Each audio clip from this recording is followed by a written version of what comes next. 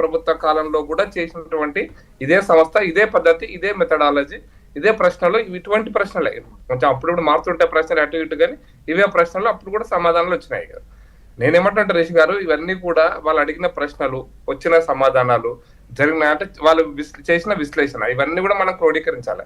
ఎప్పుడు కూడా ప్రజలు ఎప్పుడు కూడా నాకు అర్థమైనంత వరకు కరెంట్ అఫైర్స్ అంటే ప్రస్తుతం ఉన్నటువంటి సమస్యల మీదనే ఎక్కువ స్పందిస్తారు. మేము 1955లో ఏమైంది, 1970లో ఏమైంది, ఇంకా ఒక అడుగు ముందుకేస్తే 2014 కంటే ముందు ఏమైంది అనేది ప్రజలు చూస్తలేరు ఇప్పుడు. ఎందుకంటే ఆ 1940 అనే 2014 తర్వాత మోడీ గారి ప్రభుత్వం అధికారంలోకి వచ్చినాక, బీజేపీ ప్రభుత్వం అధికారంలోకి వచ్చినాక ఆల్మోస్ట్ 12 ఏళ్ళు గడిచిపోయింది. అంటే ఇప్పుడు 30 ఏళ్ల వయసు ఉన్నాడు, ఇప్పుడు 18 ఏళ్ల వయసు. అంటే మనం ఆలోచించాల్సింది, స్పందిస్తున్నటువంటి ప్రజలు ఎవరు అంటే ఈ అంటే ఈ యొక్క సంఖ్య పెరుగుతూనే ఉంది కదా. స్పందించిన ప్రజల సంఖ్య ఇటువైపు నుంచి కింద నుంచి వస్తుంది. వాళ్ళకు 2014 కంటే ముందు దేశ రాజకీయాలు 2004లో ఏముండే వాళ్ళకి పెద్ద చర్చనీయాంశం కదా, అది గుర్తించట్లేదు. కాబట్టి ప్రజలు, నేననే పాయింట్ ఏంటంటే ప్రజలు ప్రస్తుతం ఉన్నటువంటి సమస్యలు, ప్రస్తుతం ఉన్నటువంటి అంశాల మీదనే చర్చించి ఒక అభిప్రాయాన్ని చెప్పిందని సీ ఓటర్ దాన్ని విశ్లేషణ చేసి మన ముందు పెట్టింది. ఇది అర్థం చేసుకోవాల్సిన అంశం అండి, నెంబర్ 1. నెంబర్ 2, ఈ రోజున నిన్న ఈ మొత్తం సర్వేలో కూడా మనం ప్రధానమైన అంశాలు కొన్ని ముఖ్యమైనవి కనుక తీస్తే, ఈరోజు సింధూరు లేకపోతే ఇంకా మన కరోనా టైము, ఇవన్నీ కూడా పెద్దగా చర్చనీయాంశాలు కాలే. ఎందుకంటే మర్చిపోయారు, కరోనాను ప్రజలు మర్చిపోయారు, అందరూ మర్చిపోయారు, ప్రపంచం మర్చిపోయింది. కాబట్టి కరోనా కాలంలో చేసినట్ట. అయితే కరోనా కాలంలో మోడీ గారు ఏం చేశారనేది ఆ సంవత్సరం 2020-21కి ఇదే సీ ఓటర్ సర్వేలో ప్రధానమైన అంశం ఉంది. అప్పుడు కరోనా సమయంలో మోడీ గారి నాయకత్వంలో దేశమంతా స్పందించిన అప్పుడు మనకి ఇంత పర్సెంటేజ్ ఆఫ్ మోడీ గారిని ఇంత గుర్తించి తగ్గినటువంటి మోడీ గారి తగ్గినటువంటిది ఉంది. అదే విశ్లేషణ కూడా చెప్పారు, ఆ సీ ఓటర్ సర్వేలో కూడా ఆ విశ్లేషణ చెప్పారు. ఇప్పుడు ఎందుకు స్పందిస్తున్నారు మనం కంపేర్ చేసుకోవాలి. ప్రపంచమంతా కరోనా కాలంలో క్లిష్ట పరిస్థితుల్లో కూడా భారతదేశం వ్యాక్సిన్ తయారు చేసి 130 దేశాలకు ఇచ్చిన మోడీ గారు దాన్ని హ్యాండిల్ చేసినటువంటి తీరు అంతగా స్పందించని ప్రజలు ఇప్పుడు మోడీ గారి విషయంలో పాజిటివ్ గా స్పందిస్తున్నారు అనేది విశ్లేషణ. అది మనం చేసుకోవాల్సిన అంశం అనేది నా అభిప్రాయం అండి. అంటే ప్రపంచంలో అంతర్జాతీయమైనటువంటి ప్రస్తుత పరిస్థితులు, యుద్ధ పరిస్థితులు, ఒకవేళ 3వ ప్రపంచ యుద్ధాన్ని 2వ ప్రపంచ యుద్ధం మనం చూడలేదు, చరిత్ర చదువుకున్నాం మనం. 2వ ప్రపంచ యుద్ధం కంటే ముందు స్టార్ట్ ఎట్లయింది, దాంట్లో మిగతా దేశాలు ఎట్లా యాడ్ అయినాయి అంటే, ఈ రోజున ఉక్రెయిన్ రష్యా యుద్ధం కావచ్చు, లేదా గాజా పాలస్తీనా ఇష్యూ కావచ్చు, అంటే గాజా ఇజ్రాయెల్ ఇష్యూ కావచ్చు, వెనుజులా అమెరికా ఇష్యూ కావచ్చు, ఇక ఒక్కొక్కటి తోడవుతూ భారత్ బంగ్లాదేశ్ ఈ రోజు ఉన్నటువంటి ఒక టెన్షన్, లేకపోతే పాకిస్తాన్ తో వారు విశ్లేషణ కరెక్ట్ గా చెప్పారు మన పుల్లారావు గారు. యుద్ధం కొనసాగితే ఏం జరిగేది, ఏం జరుగుతుంది, ఎట్లా ఉండేది, ఇవన్నీ ప్రశ్నలకు యుద్ధ సమయంలో ఎంత ప్రజల నుంచి మీకు ఆ రోజు ఊహించరు రిషి గారు. ఆ యుద్ధం విరామం ప్రకటిస్తున్న సమయంలో ప్రజల నుంచి ఇచ్చిన స్పందన మామూలుగా, అంటే ఒక నెగిటివ్ స్పందనే కావచ్చు కానీ ఒక స్పందన వచ్చింది కరెక్ట్ గా. అంటే యుద్ధం చేస్తే బాగుండే అనేటువంటిది ప్రజలందరిలో కూడా మనసులలో ఉండే. కానీ అటువంటి క్లిష్ట పరిస్థితులలో కూడా నిర్ణయాత్మకమైనటువంటి శక్తిగా మోడీ గారు ఎదిగారనేటువంటి దీంట్లో ఈ విశ్లేషణలో కూడా ఉంది. డిసైసివ్నెస్ అంటాం కదా, నిర్ణయాత్మకంగా వ్యక్తి అంటే ఆ నిర్ణయాలు తీసుకున్నటువంటి దాంట్లో ఒక అంశం, ఒక టైము, దాంట్లో కూడా మోడీ గారి యొక్క గొప్ప విషయం ఉందని చెప్పి ఈ విశ్లేషణలో కూడా వచ్చింది, నిన్న సీ ఓటర్ విశ్లేషణలో కూడా. దాంతో పాటు దేశంలో ఇప్పుడు మీరు అన్నట్టు నిరుద్యోగ సమస్య, అది సమస్య అవునా కాదా? ఇప్పుడు మనందరూ ప్రతిసారి ఈ ప్రశ్న చాలా మన ఎవ్వరం, మీరు సీనియర్ జర్నలిస్ట్ ఎవ్వరు ప్రజల దగ్గర పడిగిన నిరుద్యోగ సమస్య ఒక సమస్యనైనా కాదా ఈ ప్రశ్న అడిగితే గతంలో ఉన్నదానికంటే తక్కువ ఉంది ఇప్పుడు నిరుద్యోగ సమస్య మీద ప్రజల యొక్క స్పందన. అంటే చాలా సీరియస్ గా నిరుద్యోగ స్పందన ఫీల్ కావట్లేదు. మీరు మన్రేగాను రద్దు చేశారని ఉద్యమాలు చేసినా అది ఫీల్ కావట్లేదు. అందుకోసం చివరిగా ఆ సమస్యకు వస్తాను నేను.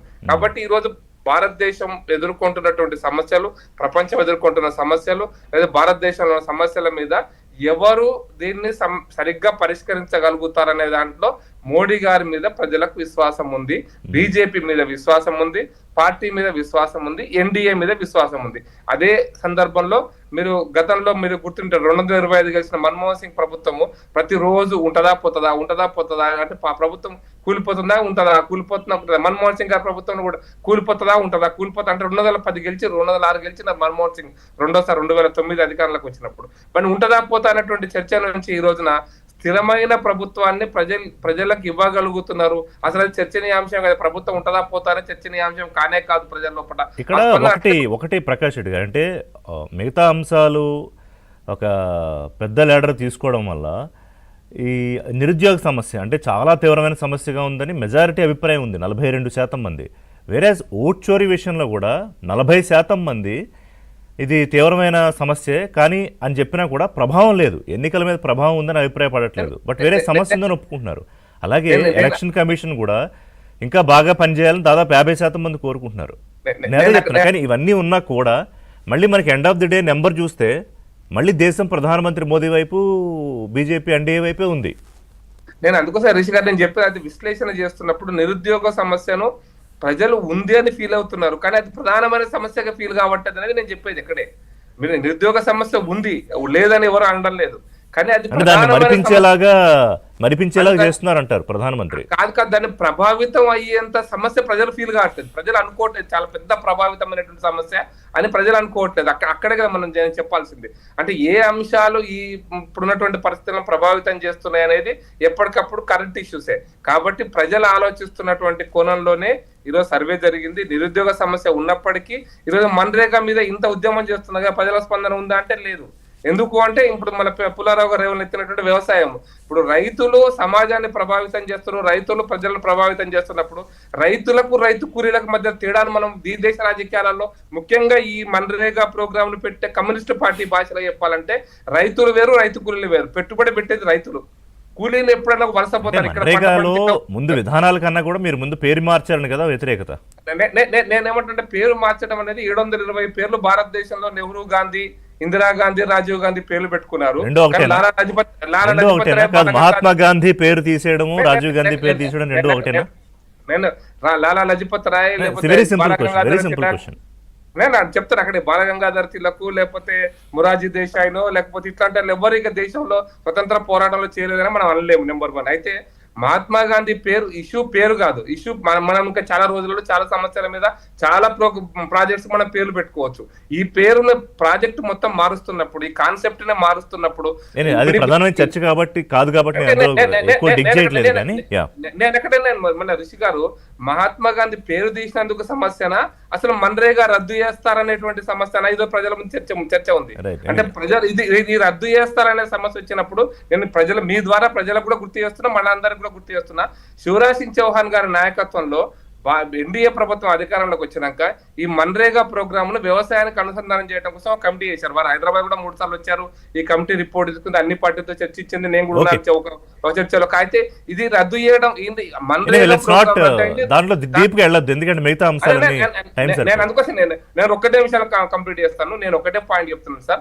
వాళ్ళు ఈ రోజు ఉన్నటువంటి పరిస్థితుల్లో ప్రజలు ప్రస్తుతం ఉన్నటువంటి అంశాల మీద స్పందించినటువంటి తీరు ఖచ్చితంగా బీజేపీ ప్రభుత్వానికి, మోడీ ప్రభుత్వానికి. అయితే మీరు అందరిని అడిగిన ప్రశ్న నేను దానికి సమాధానం ఒకటే పాయింట్ 1 నిమిషంలో చెప్పేస్తాను. సంస్థ మార్కెటింగ్ అన్నారు తులసిరెడ్డి గారు. ఎస్, పార్టీ సంస్థాగత మోదీ ఎఫెక్టివ్ మార్కెటింగ్ చేసుకోగలుగుతున్నారు. ఇది పార్టీ, ఇది మోడీ అని ఒకటే కాదు, ఇది పార్టీ యొక్క సంస్థాగత నిర్మాణము. ఇప్పుడు నాలాంటి కార్యకర్తలు, లక్షలాది మంది కార్యకర్తలు సపోజ్ రేపు బడ్జెట్ పెడుతున్నామంటే మేము తయారయ్యే తీరు, కార్యకర్తలు తయారై ప్రజల దగ్గరికి పోయే తీరు, ఇది కాంగ్రెస్ ప్రభుత్వంలో గత